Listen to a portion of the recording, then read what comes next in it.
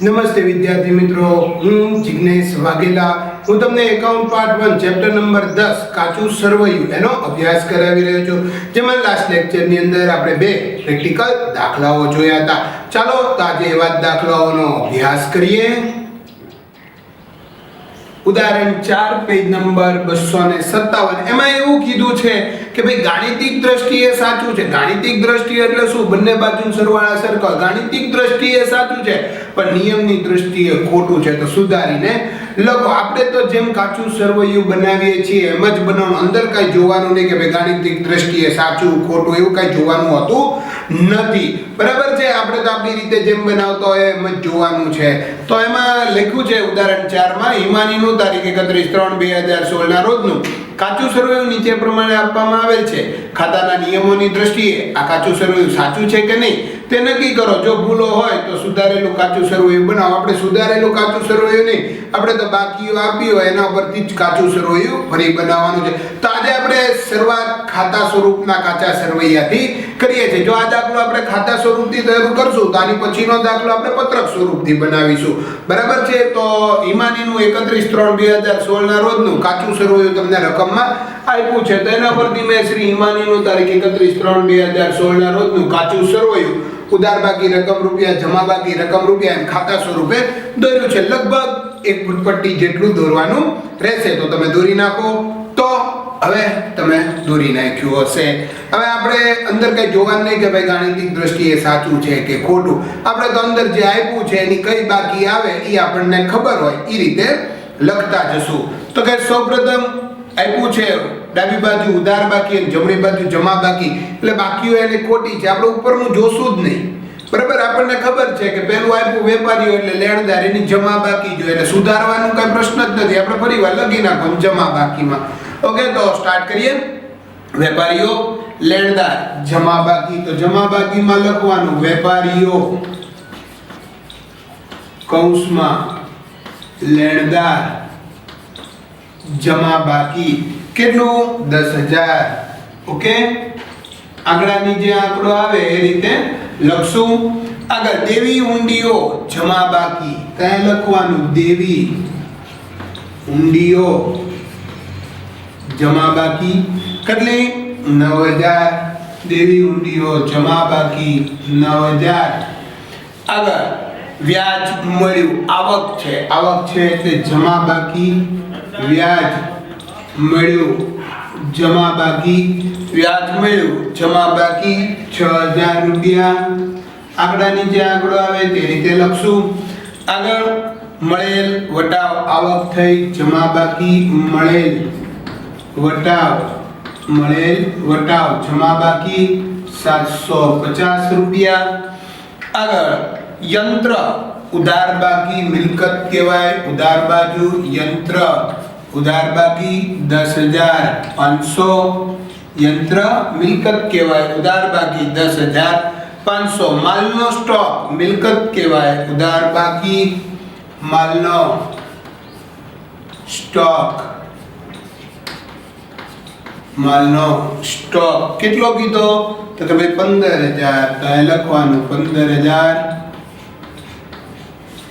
આગળ ખરીદી ઉધાર બાકી, ખરીદી ઉધાર બાકી 35,000. આગળ મજૂરી ખર્ચ કહેવાય. ઉધાર બાકી મજૂરી ખર્ચ કહેવાય. ઉધાર બાકી 4,500. આગળ ખરીદ પરત, ખરીદીની ઉધાર બાકી હોય તો ખરીદ પરતની જમા બાકી હોય ત્યાં લખવાનું જમા બાકીમાં ખરીદ પરત જમા બાકી 3,750. તો ખરીદ પરત જમા બાકી 3,750. આગળ કમિશન મળ્યું, આવક થઈ, જમા બાકી કમિશન મળ્યું, જમા બાકી કેટલું? તો કે 7,000. કમિશન મળ્યું, જમા બાકી આવક કહેવાય 7,000. આગળ ડિવિડન્ડ મળ્યું, આવક કહેવાય, જમા બાકી ડિવિડન્ડ મળ્યું, આવક કહેવાય. આવું કદાચ ન આપ્યું હોય ડિવિડન્ડ મળ્યું, માત્ર તમને ડિવિડન્ડ એવો શબ્દ હોય ને તો બી જમા બાકી જ કહેવાય, કારણ કે ડિવિડન્ડ હંમેશા મળે. કેટલા રૂપિયા? 2000 રૂપિયા. આગળ મૂડી જમા બાકી, મૂડી જમા બાકી 25000 રૂપિયા. ઓકે. આગળ પગાર ખર્ચ કહેવાય, ઉધાર બાકી, પગાર ખર્ચ કહેવાય, ઉધાર બાકી 5000 રૂપિયા.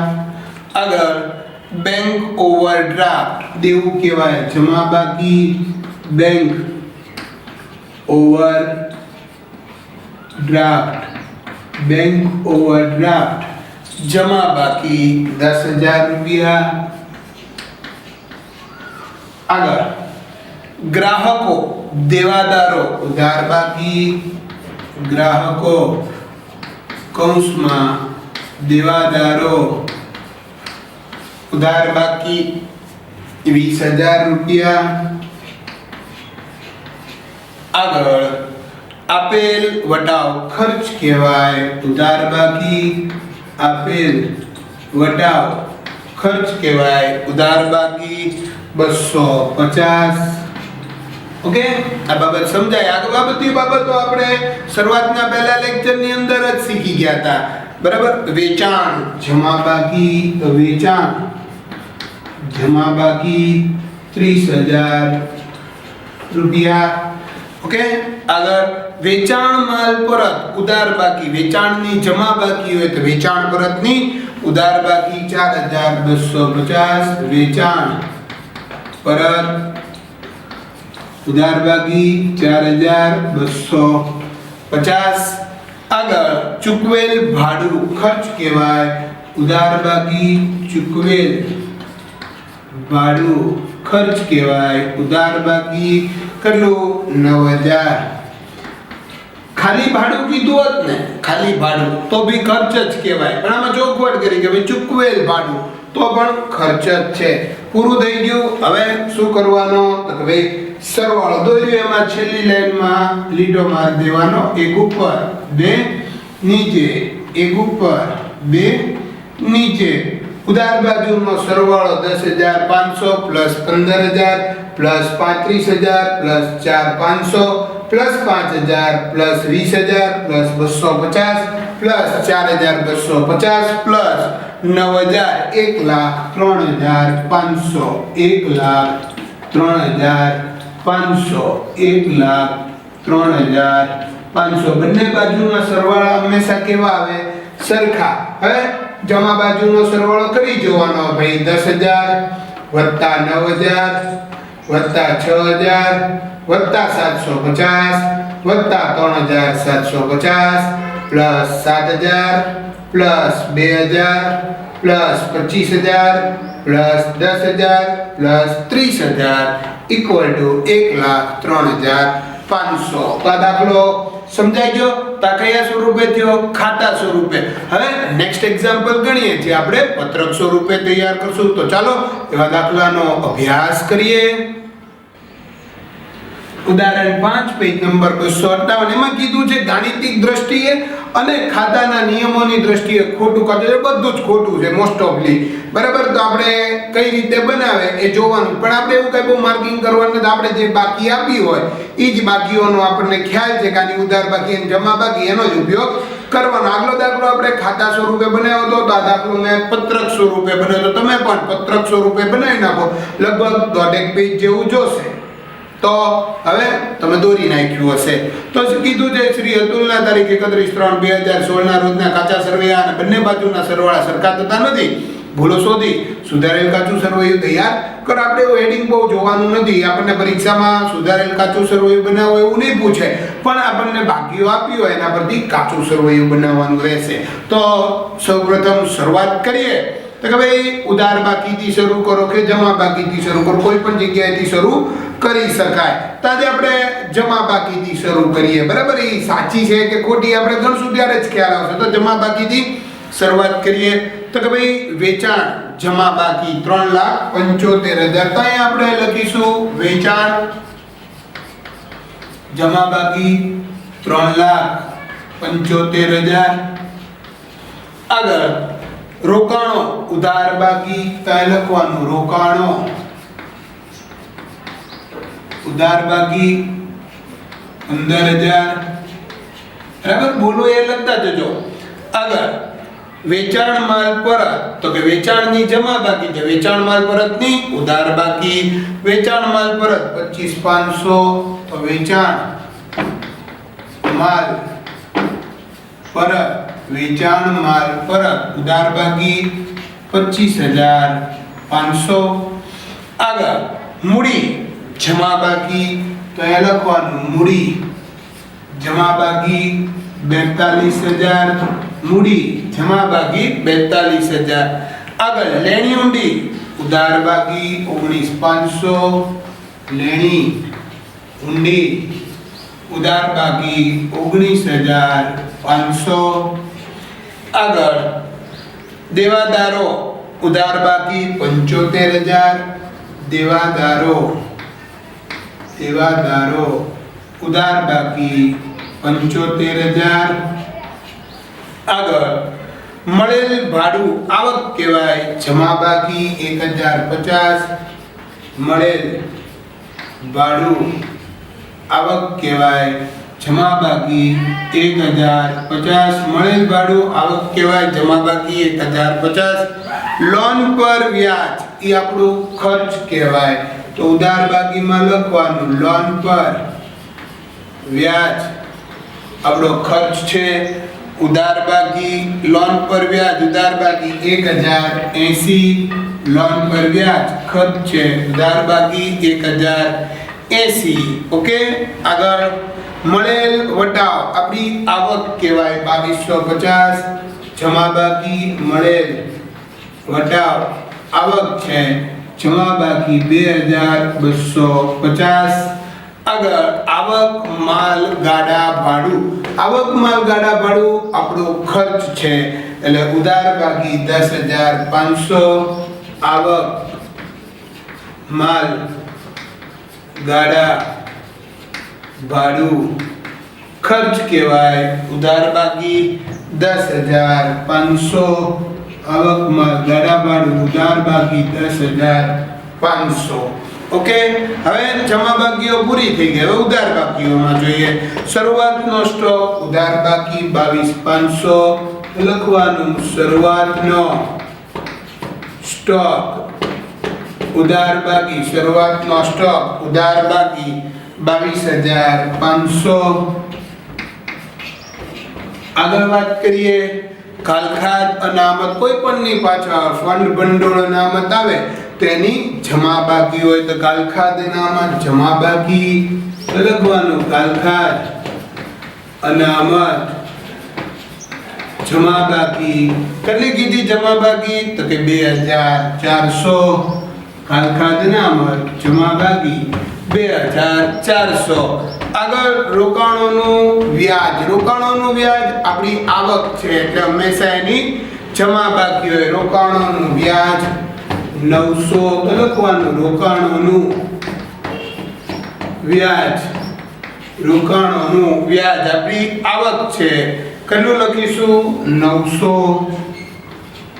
આગળ હવે ખરીદી ઉધાર બાકી 2,25,000 ખરીદી ઉધાર બાકી 2,25,000 ઓકે આગળ પગાર ખર્ચ છે ઉધાર બાકી 25,500 પગાર ખર્ચ છે ઉધાર બાકી 25,500 આગળ જાવક માલ ગાડા ભાડું બધા ખર્ચ જ હોય બરાબર ઉધાર બાકી 7,350 જાવક માલ ગાડા ભાડું